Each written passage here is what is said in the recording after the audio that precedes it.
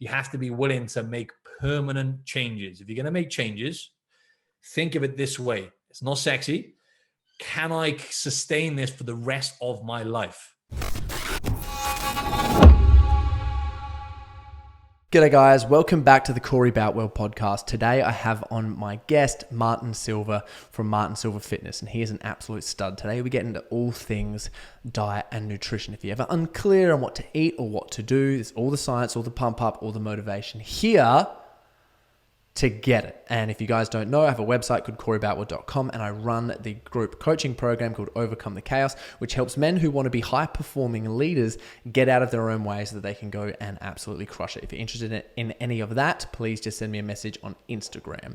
Also, if you like this podcast, please hit that subscribe. That'll help us out so much. And without any further ado, I'll bring you guys Martin Silva, and this podcast was awesome. He's such a stud. The energy there was fantastic. So get ready to ride, strap yourself in, and we'll see you on the inside. Martin, thanks so much for coming on to the show, man. Absolute pleasure, Corey, mate. It's good to see you again. Yeah, it's good to see you too, man. So last time we catched up was like 2019 at the WBFF show. Like, we got along really well. Bro, what have you been doing since then? Oh, mate, that's crazy. That was like 2.5 years ago, right? We were sat there with, vampire faces backstage, ready to jump on drinking wine. Yeah, that's right. We were drinking wine. Yeah, I've been really good, man. Actually, really, really good. Yeah, a lot's changed since then. Obviously, not long after that, we had the pandemic and a lot of changes in my life, but all for the better, man, thankfully. Yeah. And I've been like listening and seeing your podcast and stuff as well, man. You've been going crazy on that too. Yeah, man. Yeah.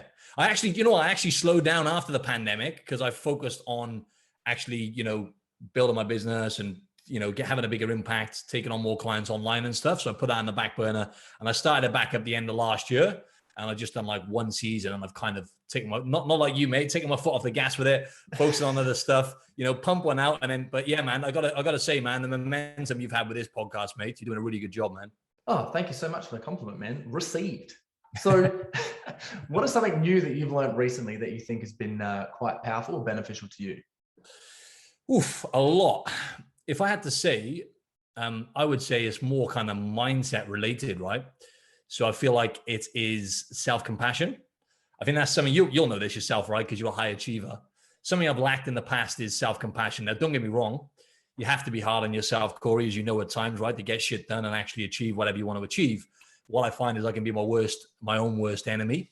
So what I do now is I give myself more compassion, right? So if I find myself beating myself up, I have kind of like little methods to snap me out of it. For example, I'll just say to myself, are you done beating yourself up yet? Or are you going to keep going? And I'll keep repeating that, right? Are you done beating yourself up yet? Or are you going to keep going? Or I'll just change my state, whether that's having a cold shower, going for a walk, journaling, whatever it is. But I can snap myself out of that funk now. And I think that's such an important thing, having the ability to change your state, man, which you'll know better than anyone, right? It's not always, you can't always do it, bro. Don't get me wrong, but you can try. Yeah, for sure, man. And how's that working out at the moment? Like, I'd love to hear like a story on it when you've just been like... Yeah. That's it. So for example, it's like now, this is an art, right? It's easier said than done, but it's like when just learning from mistakes, right?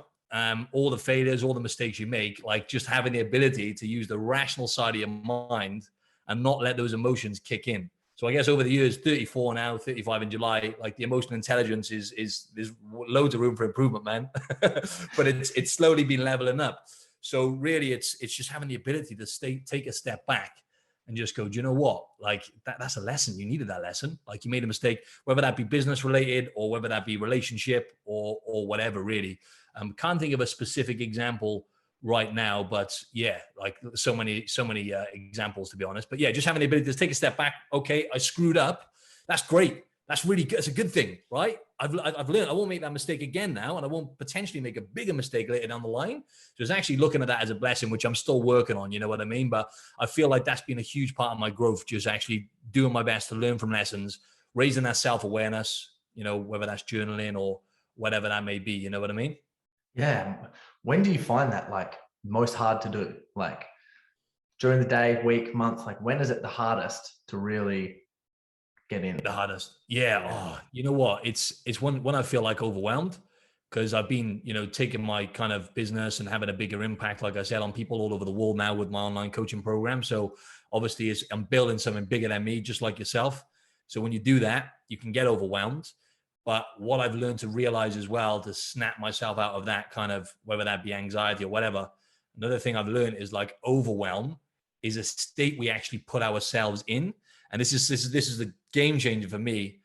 And I just thought to myself, well, actually, if you're overwhelmed, it's always self-inflicted. You're overwhelmed. Okay, sometimes life events happen 1% of the time, really bad shit happens. But generally, overwhelm is a state we put ourselves in.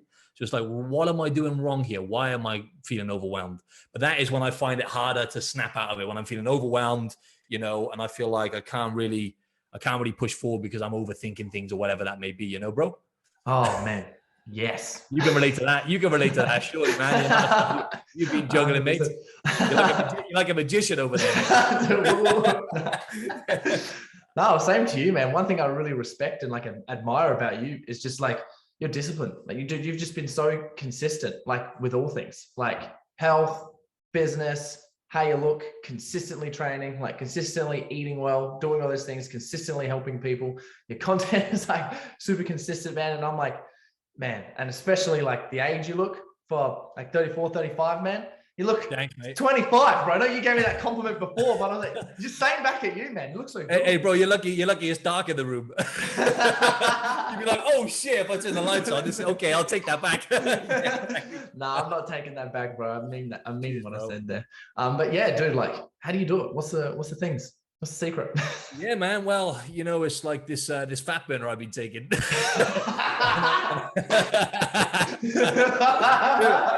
It's Herbalife. I'm trying not to laugh, man. That's too funny. No, man. Oh my god. No, it's to be honest, mate. It's just like yourself. I was just saying to you off air, then blowing our own trumpets here, right? But you look young. You got a baby face, right? But it does come down to the big rocks, right? Sleep is number one. This is something I've always been pretty dialed-ish with sleep. But last year, towards the back end of last year, I really thought, right, I've got to fine tune this now, optimize my sleep. So basically just getting good quality sleep, staying with your circadian rhythm as much as you can, right? Going to bed, getting up at roughly the same time whenever you can. That's actually really important, the circadian clock. In fact, I'm reading a book now called The Circadian Code, which has just highlighted that even more. But mate, it's just training consistently, like you said. 18 years of lifting weights, I think, helps, right? I'm 34, started lifting when I was 16, consistent for 18 years. And then it just comes down to lifestyle and nutrition then, right? So obviously nutrition is going to be, right at the top there as well. So that is something that, you're the same, right? We've got that dialed, and that is huge, really. So yeah, it's those big rocks. It's sleep, it's nutrition, it's training. But also a big one, I think, that people kind of overlook is just community, right? Which that's been more challenging for me, bro. Yeah, that's been more challenging for me, maybe because obviously I'm the other side of the wall for my family. Although I do have a good community here now, which is great. But obviously I haven't seen my family for a while. My good friends from, back home are obviously still back in Wales. So that gets challenging at times. And you know what it's like, mate, when you're trying to grow and everything, and it can be lonely sometimes, right? When you're trying to have a bigger impact and build your business or whatever. So that is something that there's always room for improvement there. But yeah, man, I'd say they're the big rocks, man. That's what my secret is. There's no shortcuts. I know, and being committed to it too. Yes, I think that's the big word. Yeah.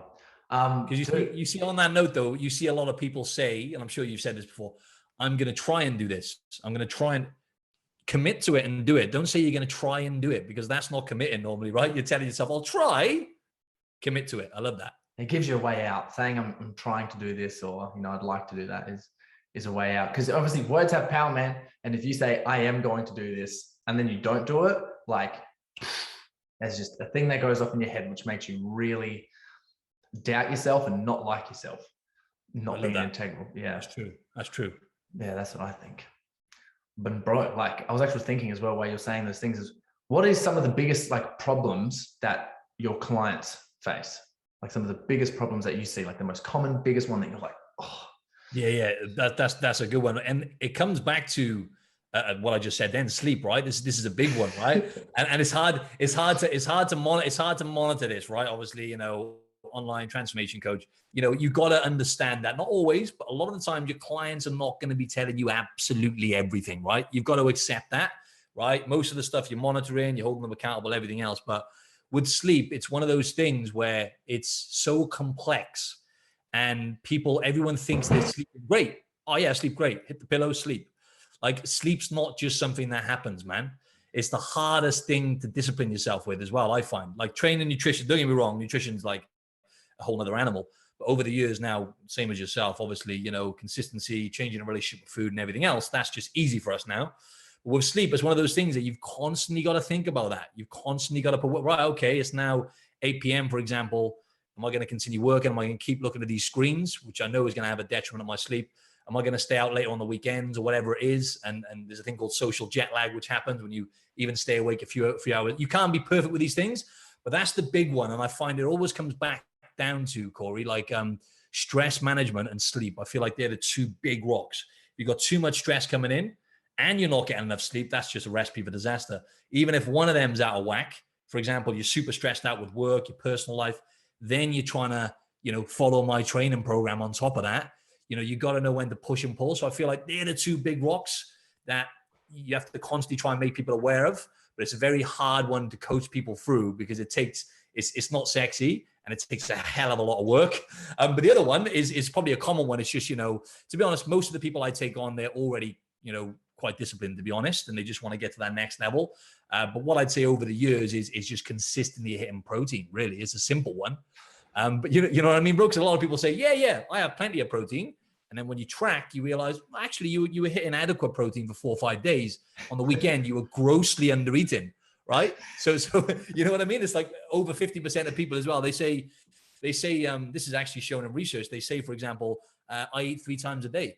Do you know how much the average person eats a day? 8 times, because people are snacking. People are snacking mindlessly, right? They think they're eating 3 times, but because they haven't tracked or whatever, or they're not aware enough, they're actually putting stuff into their mouth 8 times a day. And the body doesn't know the difference, for example, right? The body just thinks you're having a meal 8 times a day. The body just wants to survive, right? So they're all examples of awareness, but definitely protein, mate. You laughed at that then, yeah? Is that something that you know?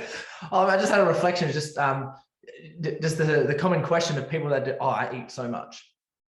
Yep.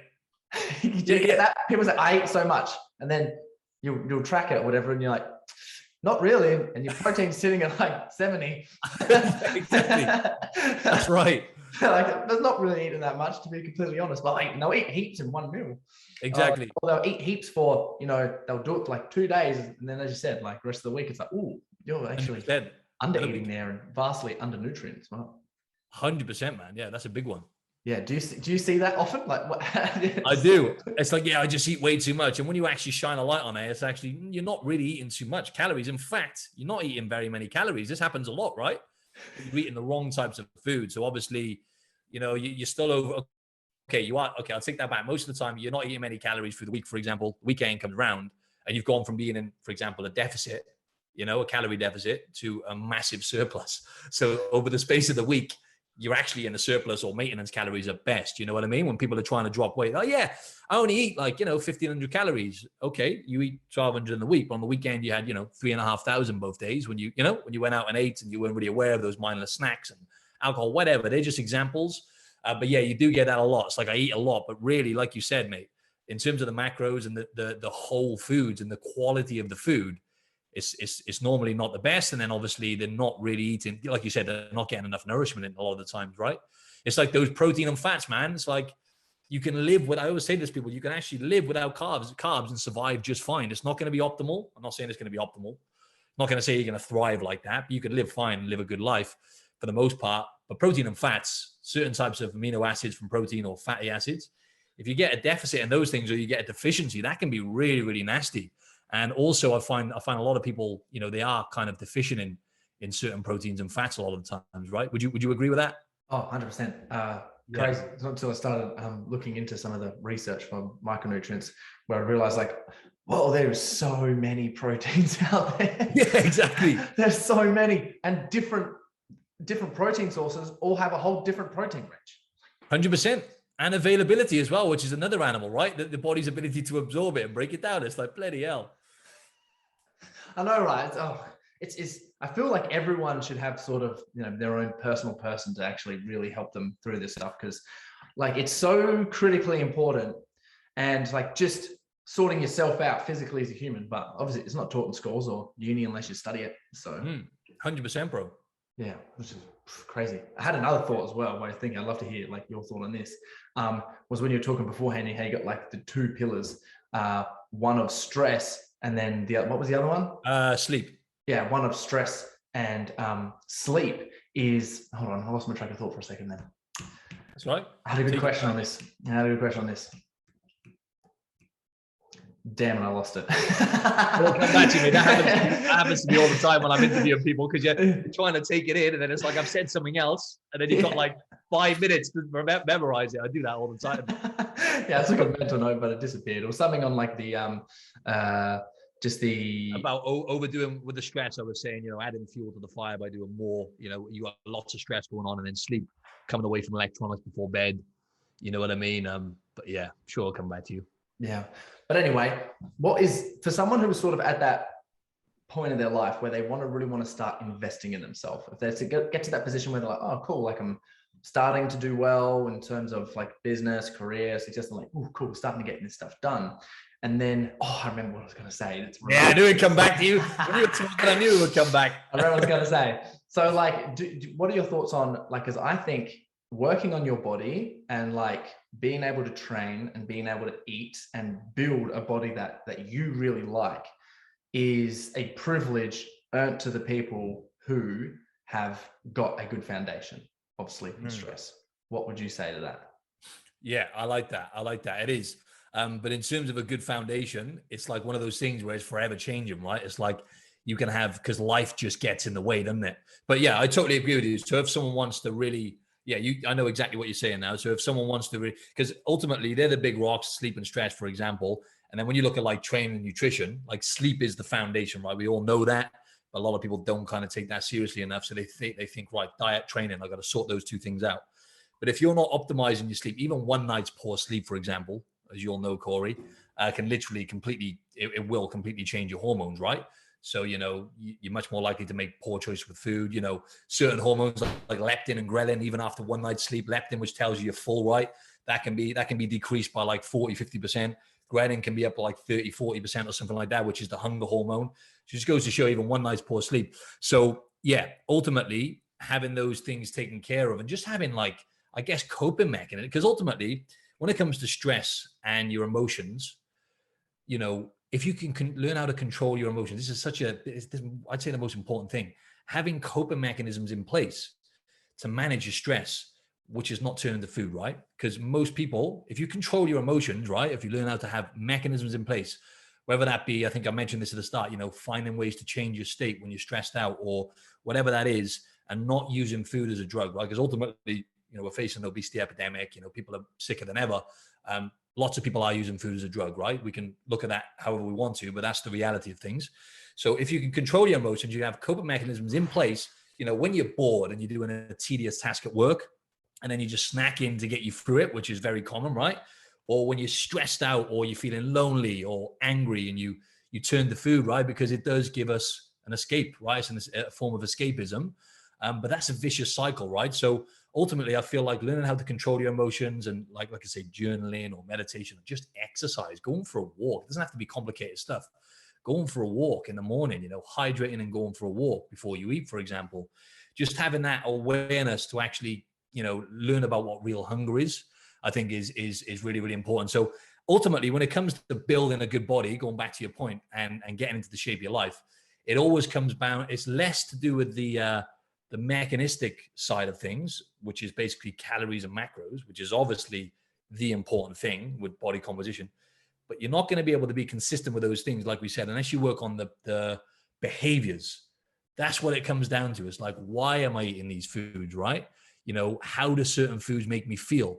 Again, it's not sexy, but you'll know yourself, Corey, right? The journey we've been on, it didn't bloody happen overnight. You know what I mean? I had to go through a lot of suffering with binging. I'm not sure if you struggle with this, but I did like 9 competitions now. So I used to struggle for like 2 years badly with binge eating.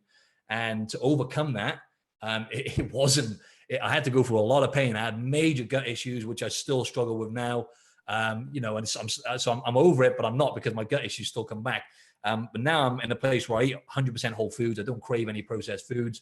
And that's kind of like, there's not many people, and I'm not trying to blow my own trumpet, there's not many people necessarily get there, but as long as you can eat 80, 90% whole food primarily, and you can minimize those ultra processed foods. That one thing right there, if you can take that away, because a recent study showed that actually ultra processed foods make you overeat by 500 calories a day, right? They did a study on 2 groups. They actually crossed the study as well. So they thought, right, just in case it's individual stuff going on there, it's a cross study. So they crossed the groups over and the same thing happened. It was like 508 calories more a day. That's 3,500 calories a week. That's a pound of fat a week on average, right? You would gain. So it just goes to show if you can eat predominantly real food, minimize those ultra processed foods, which is what I had to do, right? Because I used to be a sucker for Domino's pizzas, mate, and Ben and Jerry's, Domino's cookies, you name it. So yeah, that's what it comes down to. I know it's a long-winded answer, but ultimately it always comes back to the behaviors with food, especially, and ultimately your relationship with food says more about your relationship with yourself, I think, than it does anything else. You know what I mean? Oh yeah. You like that one, yeah? Everyone who needs to get fit needs a Martin. I swear to God. Straight up. Because I think it is, man, for people who are like personal training and people that, really want to help people get fit and they have the knowledge and the tools to do it.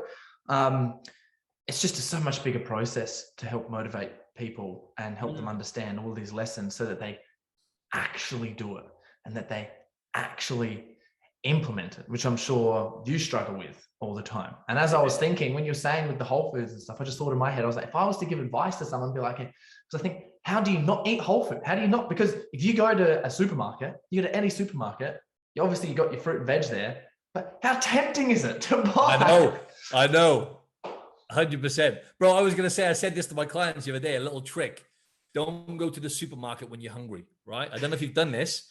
Every single time, and I know it's only dark chocolate, right? Because I don't really eat, but dark chocolate is fine. But I wouldn't normally even get dark chocolate nowadays. But if I'm hungry, I'm going straight down there. It's on offer. I'm getting 3 bars. You know what I'm saying?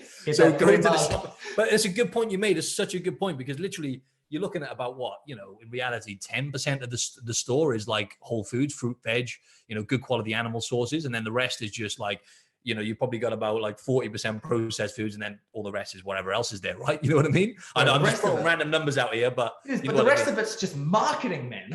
Yeah, it is. It is. 1,000 choices of the different marketing option that you want to get in the shop. That's right. Blows my brain. So I was like, fighting a losing battle, bro. But there's always hope with people like me and you about.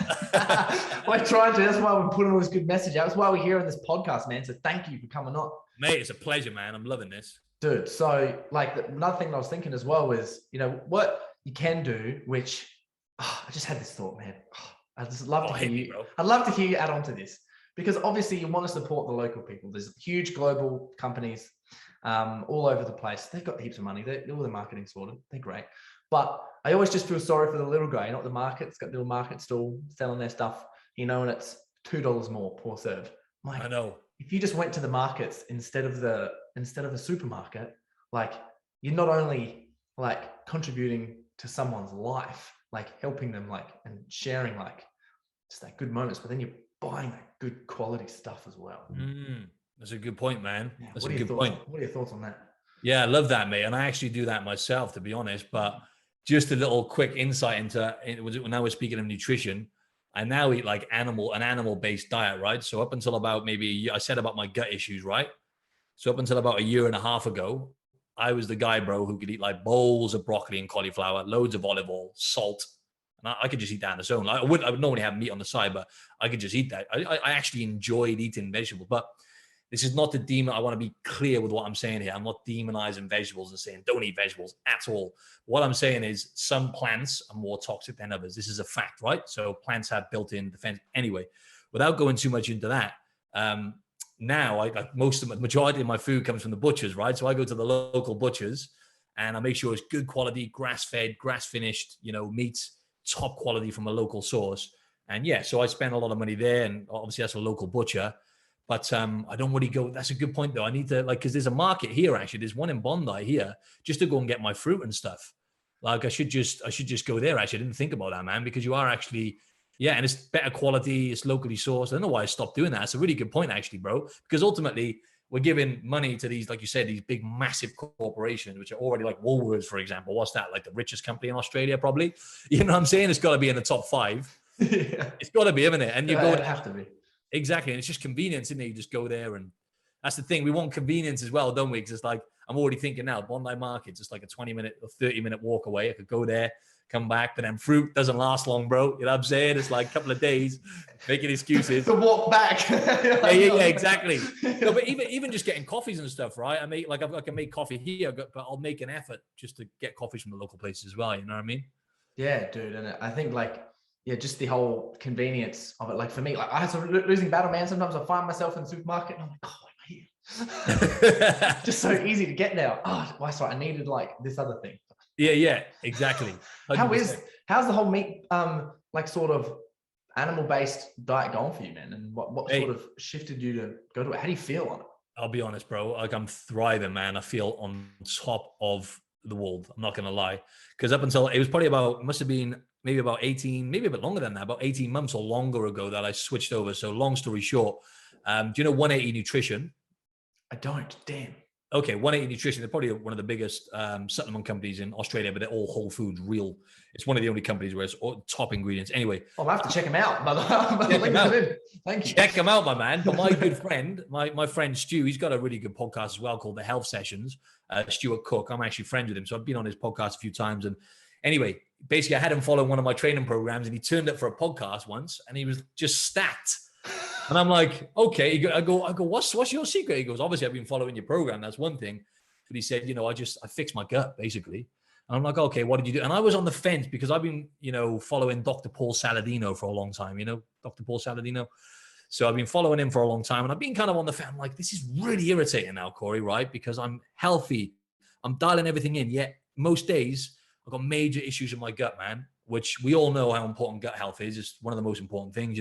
We're more bacteria than we are human. So that being said, there's like 3 kilos of bacteria in our gut. Without going too much into that, bro, I don't want to make people might be eating now, you know what I'm saying? But man, I fixed that, dude. And don't get me wrong, I still, like I said, have issues here and there, but 90% of the time now. And that alone, if you fix your gut, as that saying goes, I can't remember who said it, but good health does start in the gut. So focusing on that, cutting out the more toxic. I was eating, like I said, like so much broccoli, cauliflower, kale, spinach, those things, and they're deemed to be healthy, but in reality, like plants are survival foods, right? That's the bottom line, right? If you just, without going too much into that, all the nutrients you need, or pretty much all the nutrients you need, you're going to find in animal-based foods, right? Organ meats, good quality muscle meats, fruit, honey, and good quality source of dairy, basically, if you can stomach it. That's when you're going to find all your nutrients. But obviously I'm not going to recommend people just start eating burgers and stuff, right? It doesn't work like that if you're feeling good right now. But anyway, mate, I just cut a long story short. So I feel on top of my game, like my performance in the gym's improved, my recovery, my mental clarity is just like so much better. I used to get like real bad, like kind of just like mental dips and stuff, and like cloudy, almost like my vision used to be affected a bit as well. It was strange. My skin, yeah, it was like almost like just getting, it was weird. It was like, I can't explain it. It wasn't like I was going blind or anything, but my vision, it was getting like cloudy in my head. I can't really explain it, man. So yeah, there was something going on there, mate. And so now I fixed that literally, and my productivity, everything's improved. Even sex drive. Sex drive. That's what I was going to say. My libido.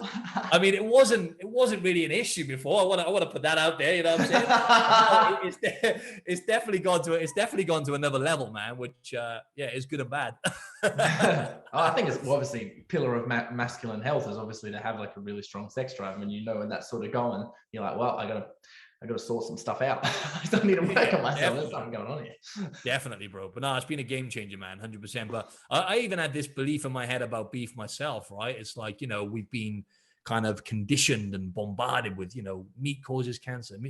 In reality, right, you've got to read in between the lines. These are observational studies. I'm not a scientist, so I'm not going to talk too much about this, but, you can't rely on observational studies with that stuff.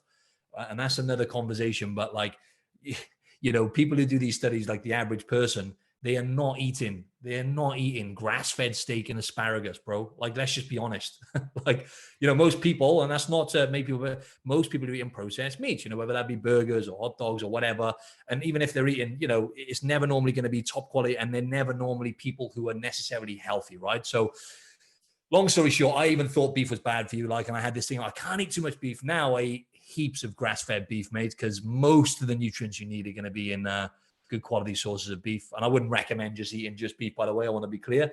But if you look at the balance of micronutrients and macros and stuff in beef, grass-fed beef, I mean, it's hard to beat. Obviously, other than beef liver, it's quite hard to beat. And egg yolks, you know what I mean? It's quite simple, but...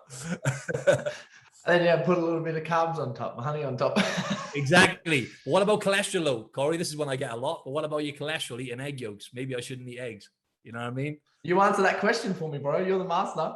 Yeah, exactly. But again, like, I don't want to, I'm definitely not, like an expert in this field of like, I'm not a doctor or anything like that. But still, one thing that I do take like really important, and I value this from you as someone who's working in the industry, not a doctor, not a scientist, but you're on the front lines, man. Like, yeah, man. You're seeing what happens and you're using yourself as an experiment. The only difference between like scientists and stuff is, one, they've got degrees in it, and then they just make like observational studies. When you're living it, like you could literally just, all the people that you work with, you could write down all the results with each person, then you could probably present it and be like, oh, these are the things that worked. 100%. 100 people. So I honestly think some of the stuff that you're living and breathing it. So I'd say what you know is like more credible, bro. And like, I really value that. So I would love to hear what you say. I appreciate that, bro. And another thing that was a game changer, I forgot to mention, it was obviously Stu from 180 Nutrition who told me that he'd switched over. So I thought, right, if he's doing it, I'll give it a go, because he's an expert. Also, the book, The Carnivore Code, right? So shout out Paul Saladino, read his book, thought I better learn more about it. Anyway, I can kind of remember some of those studies. Long story short, a lot of stuff's been hidden from us. People in China, for example, they eat loads of meat. They eat so much meat, right? Not even good quality meat, right? China, necessarily. And look at the lifespan, right? And then there's this theory about the blue zones, right? Where there's like, there's 5. I can't remember. I can remember most of them, but there's like 5 parts of the world, right? Japan and Italy. Yeah. That's right. It's Sardinia. I think it's Sardinia, right? It's there's a few places. There's Costa Rica, somewhere in Costa Rica. There's somewhere in California, I think. And long story short, we now know that they actually eat meat, all of these people, right? So they're not because everyone thought they were plant-based, but they actually they eat meat as well. So with the cholesterol thing, it's like, what you got to look at, it's so complex. It's like to take one thing. It's like I've had this battle with some clients, like my client who's had literally, right? So I started coaching him 2 years ago, and he reversed his diabetes. So his type 2 diabetes, he basically reversed it. Yep. Within like 2 months. And he is now in the shape of his life at 50 years old. But I've had a battle with him because because metabolic health, right, is the most important thing, which is, again, metabolism, very complex. You're not going to get, like, I'll be honest, you're not going to get great advice. Doctors are great. We need them, right? But when it comes to nutrition and stuff, generally you're not going to get great advice. In fact, a lot of times you're going to get the wrong advice, right? So when they say about like cholesterol, you got to be careful with one health marker. It's something definitely to pay attention to. But like my client was super healthy in all areas, blood sugar levels, fasting insulin, everything was all good, right? But his cholesterol was up because he was consuming more good quality foods, up a tiny bit. And the doctor said to him, no, you want to be careful with this. And then it was like this battle with him then. It's like, you're metabolically healthy, you're feeling better than you've ever felt, you're in the shape of your life, your energy levels are through the roof. All of your health markers have catapulted, right? Yet because the doctor said now, and I understand it. Like we believe doctors. I totally understand my client, oh shit, I better pay attention to this. But then it's like you're looking at one marker, your life's changed, you're in the shape of your life, you've got to pay. No one knows your body better than you. If you're getting healthier and all these markers are improving, and he lost like 5 inches off his waist, he's kept it off ever since. And the proof's in the pudding. You can see the before and after. You're like, this guy has now gone from quite unhealthy to really healthy, and he looks better, right? Your body is just going to be the byproduct of your health, right? So that's the thing. And then I've had battles with clients in the past, like a lot of times. I'm not sure if you've had this with cholesterol, like that one marker. The doctor, you're looking at one marker out of all those amazing benefits you've had, and then, okay, now I better stop eating, for example, eggs. It's like eggs. If you can. By the way, I used to get gut issues with egg whites. I eat egg yolks. If your gut's okay, right, then again, an egg yolk is like the perfect multivitamin. So you're going to be cutting out all those vitamins and then the types of fats you get in eggs and everything else. That's just one example. So that's a battle I've had with clients in the past. And I think it's important to stay in tune with your body and pay attention to all the other health markers. If like LDL, for example, which is known to be the bad cholesterol, in Saladino's book, for example, he says people actually who live the longest, right, and have better quality life as well, have higher levels of LDL, right, which is known to be the bad type of cholesterol. And there's different types of LDL as well. So it is complicated. But for me, If I got tested now, my cholesterol, I know my LDL type of cholesterol would be really high, right? It might not be. It might actually be low, because it's not just cholesterol that you eat that has an impact on that. But actually, people who live longer have high amounts of LDL, which is known to be the bad. Like I said, there's all these different studies which we haven't really seen, which is strange. So you have to read in between the lines, and ultimately, metabolic health. If you can, for example, if you're carrying excess body fat around your midsection, for example, where all your internal organs are, right? Obviously, that is something that, you want to maybe focus on working on above anything else, right? And that's not to go, right, I need to lose fat really fast. I need to find a way to make myself metabolically more healthy, right? And ultimately, when you're carrying less, when you reduce the excess body fat and you're leaner and you're stronger and you're fitter and you're nourishing your body more and you're going back to what we were saying, you're prioritizing sleep, ultimately everything's going to level up. Your whole life's going to level up. It's not complicated, bro, at all, is it? It's just, it's not sexy. It's not sexy, bro. It's not going to happen in 4 weeks. I'm sorry. Or even 12 weeks for that matter, It's like not sexy until you're sexy. yeah, exactly. That's right. But yeah, hey, the byproduct's sexy though. You know what I mean? Yeah. How you look. Man. But I was just going to say on that as well, like the minimum sign up I require from all clients is 6 months, because you know yourself, bro, how long have we been doing this? You know what I mean? Decades. And it's taken us our whole life to get to where we are. So, 6 months in the grand scheme of your life, you're looking at that to lay the foundations. You know what I mean? Yeah, it'll change your life forever. Yeah, definitely. I'd love to add on. Sorry, bro. That was a long-winded kind of. Did that all? That was amazing, man. That was amazing. I can't wait for the next. I'd love to just add on to that. One little lesson that I learned. I think there's so much wisdom actually just taking from like bodybuilding shows. Just the whole stigma bodybuilding shows. Everyone's like, oh, just a bodybuilder doing that stuff. But the whole effort, the prep, the competition, the literally changing your body to be like as skin tight as possible and keep as much muscle on as possible is not natural. And it's so hard to do. And it's such a process of learning. You can take so much away from that. As you were talking, I had this moment that I need to share, because I'm like, I'm going to remember this forever. So thank you so much for sharing what you said. And it was just like, when you're dieting for a show, and it's like, for example, with the whole water thing, it's like, well, water, if you drink enough of it, is a diuretic. And it's like, well, when you have enough water coming in, your body feels safe enough to let go all the other water. Mm-hmm. So I was like, when you've got enough cholesterol coming in, your body feels safe to be like, let's have healthy cholesterol levels. Bro, and do you know what you say on cholesterol as well? Like literally, I do this purposely. Like today, for example, right? I just trained. I just lifted heavy. I'll purposely have really high cholesterol today now, right? Because cholesterol is actually it's basically a nutrient. Like this is another thing that blows my mind. It's like going back to what you were saying. Why would your liver, for example, right, produce on average, obviously there's going to be variables, but on average, the equivalent to about 4 egg yolks a day of cholesterol? Why would your body naturally produce that if that nutrient, because that's what it is, it transports fat, it does so many different things, it fights infection, but in terms of testosterone as well, right, cholesterol, vitamin D, basically cholesterol is a steroid hormone. That's what it is. It's a steroid hormone. It's an anabolic hormone. So when I eat more, I'll have more egg yolks today, I'll have like more chicken livers, I'll notice my sex drive like shoot right up as well, like dangerously, you know what I'm saying? Like dangerous sex drive.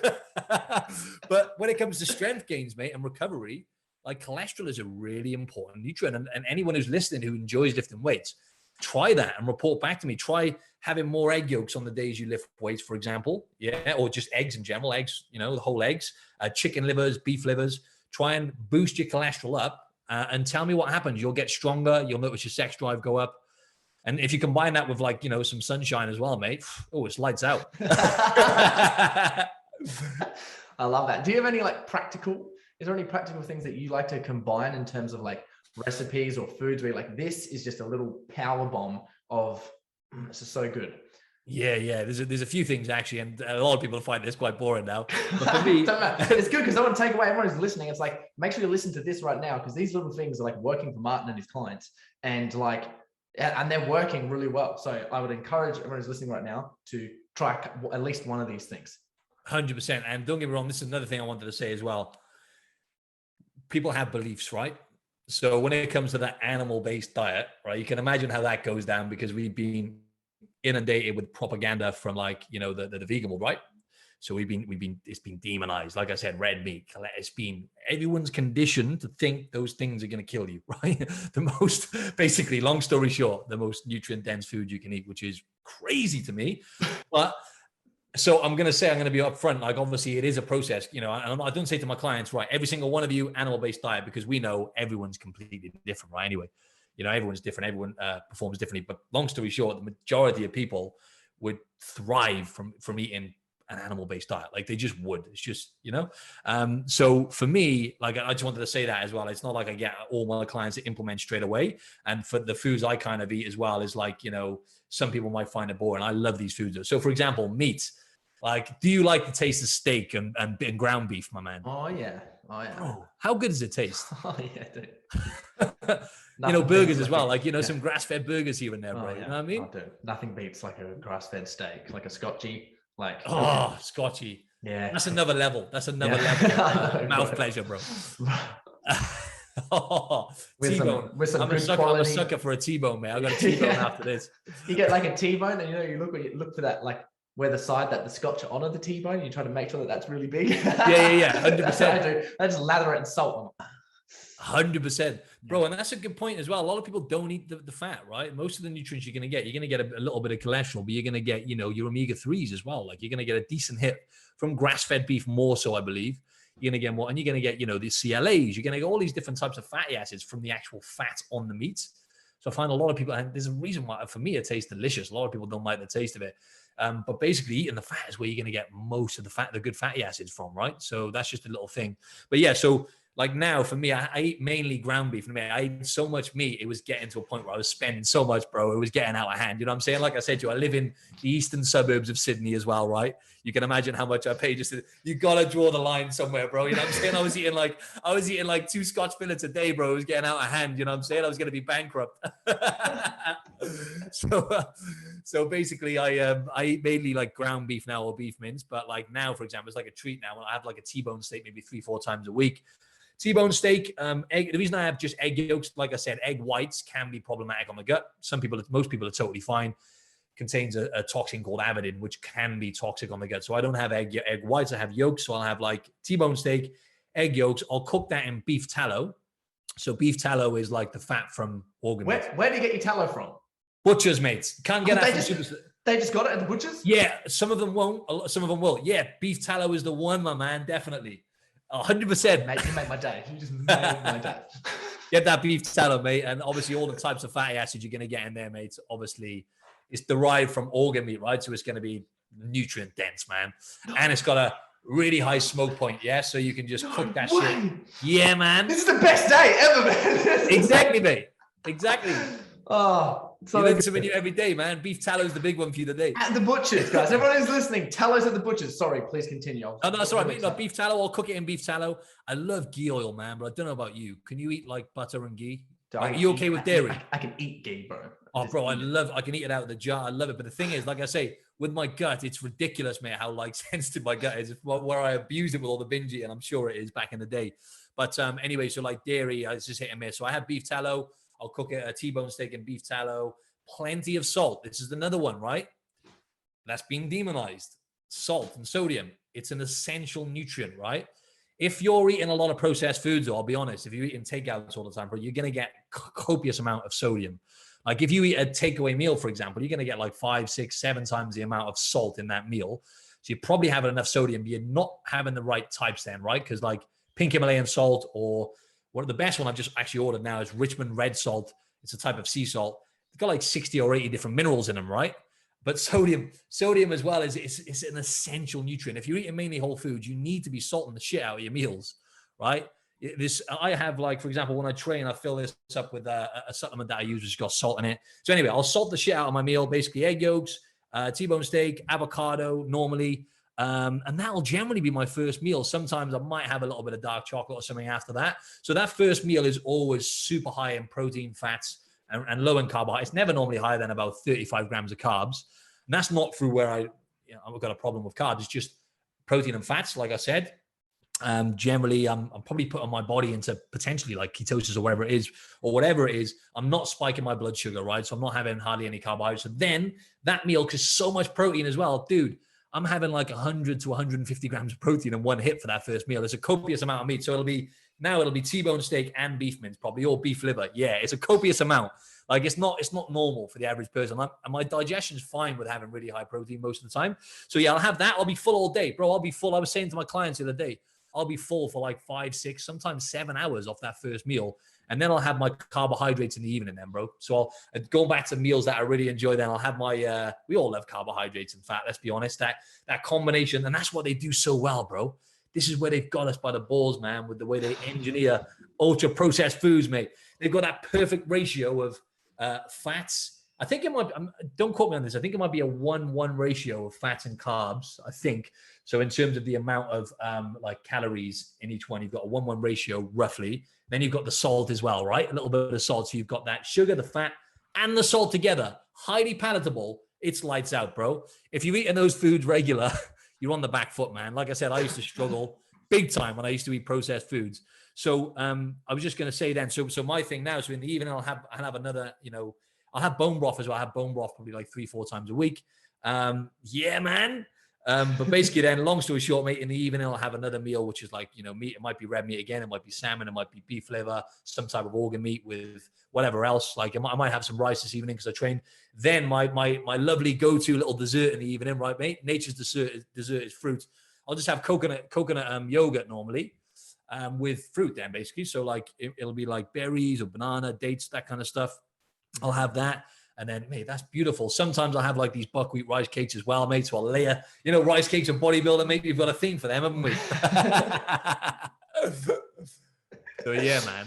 So I still love like, fat and sugar. I still love that, but I get that from whole foods now, from fruit and from like yogurt together. That's the combination of fat and sugar that most people crave anyway.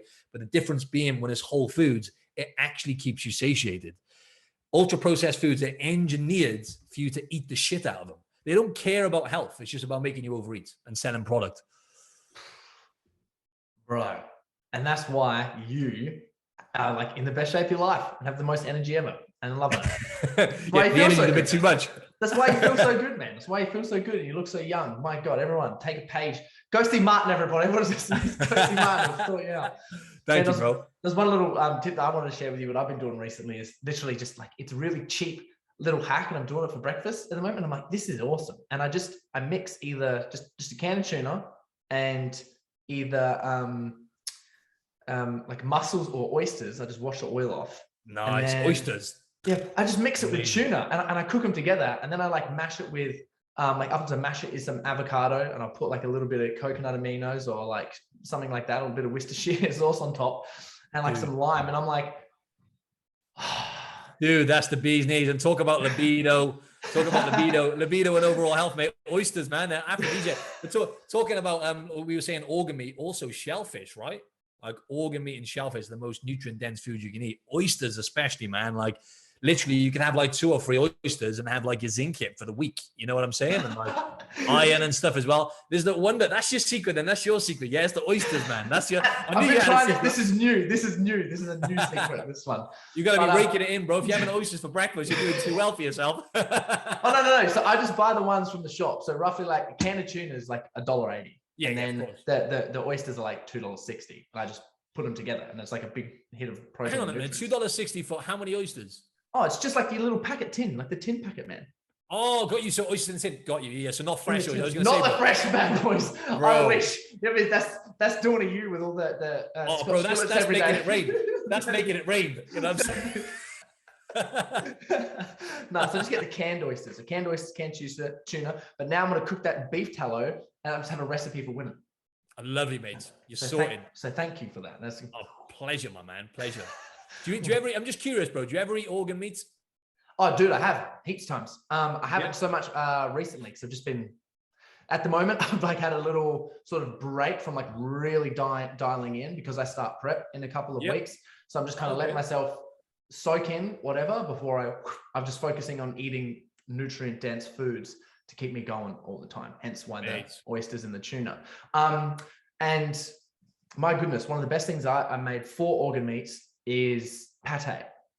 Nice. That was the best because I just used all coconut stuff, like organic coconut cream and coconut milk, and then just fresh herbs of rosemary and different things. And then I'll soak liver overnight, like a big veal liver or something, overnight in raw milk to take the gamey taste out of it. Nice. Then I just cook it all in a pan with onions and all the herbs together, put it in a blender, and then put that on a piece of sourdough. Bro, that is a great idea. I love that shit, man.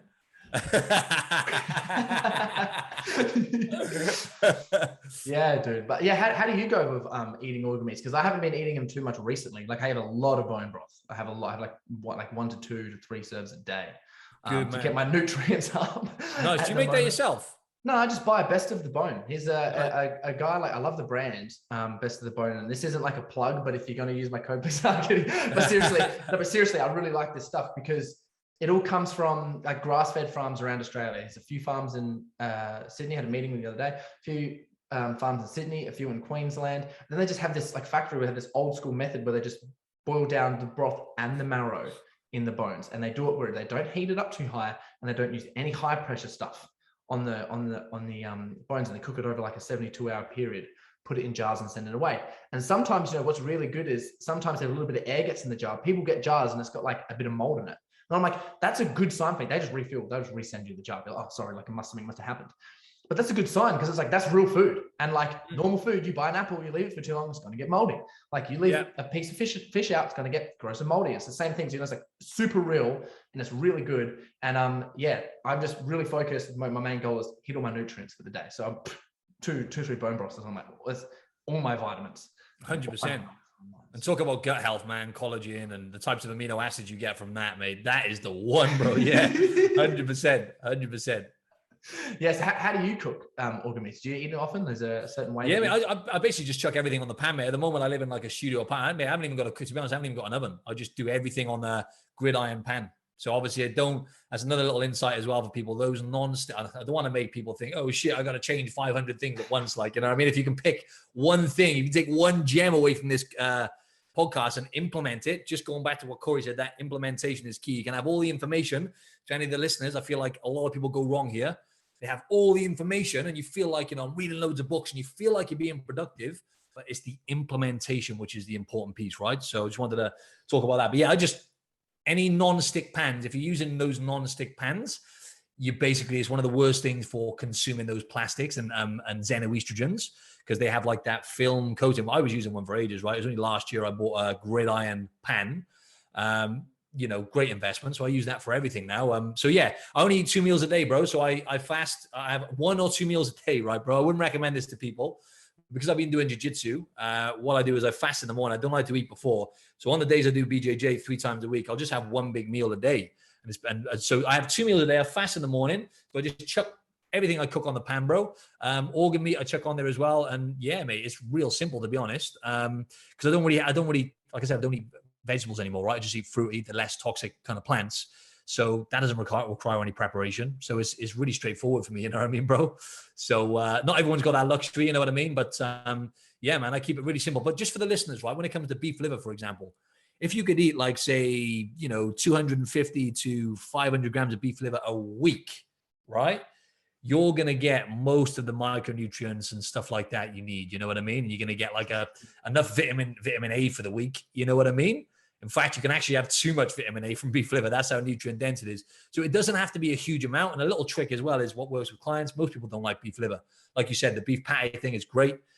Something even more simple is just like bacon, really. If you can get some good quality bacon and just chop bacon up, chop the liver up, chuck it in a pan, the bacon just takes away the taste of the liver and the texture and the saltiness. That helps with clients. Very simple. But yeah, it doesn't have to be a lot of organ meat. But what I do, mate, is I take a supplement. I take, again, my friend Stu, shout out his company. I'm not, I've got no affiliation or nothing, but they're called Ancestral Supplements and they're good quality from Tasmanian grass-fed organ meat supplements. So it comes in capsules. So what I'll do, dude, is I'll just take them on the days where sometimes they haven't got the best range here. So I'll just take them on the days if I don't get beef liver in like 2 or 3 times a week, I'll just take them every day instead. So we're so blessed. We're so blessed to have these tools. Blessed, bro, to have these tools. And also I wanted to say, I'm from the UK, right, bro? Where we live in Australia, bro, we are so lucky with the produce of food quality and stuff we have here, bro. It can't be touched. It can't be touched. So for everyone listening, I know it's not cheap. I know prices have gone up with meat and stuff and everything that's happened, but we are blessed. And we say it's not cheap, but it comes down to priorities as well, right? How many times you get that? Oh, eating healthy is expensive. Well, let's look at where else you're pissing money away, because most people do piss money away, like all of us do, on stupid things. And if you're smart with it, like you said, then, and just getting stuff in bulk, it's quite simple. Really. It doesn't have to be like I get frozen berry. I don't get like fresh fruit. I get frozen. It's organic. By the way, if you get frozen organic berries, for example, it's actually cheaper than getting non-organic fresh berries, if that makes sense, right? So it doesn't have to be like all brand fresh, like you were saying then, you know what I mean? So yeah, man, obviously you want it to be good quality, but frozen stuff is still fresh. Yeah, I think that's a really good point. And when you think about like the normal diet as well, with all this, like for you, like you've gotten to a point, obviously you don't recommend for anyone, but everyone's very individual for how they eat food. How you eat food is different. And for you at the moment, it's 1 to 2 meals a day. It's what you're doing and you're hitting all the stuff. Now, just in terms of the price, if you're eating 1 to 2 meals a day and you're not snacking, you're not eating 8 times a day, you're not eating this thing, you're getting all of this awesome quality food. So you're not feeling hungry to go and buy something else, to get this other thing, to get this thing, to get this out of a packet, because you've got all those quality food. As you mentioned, satiated.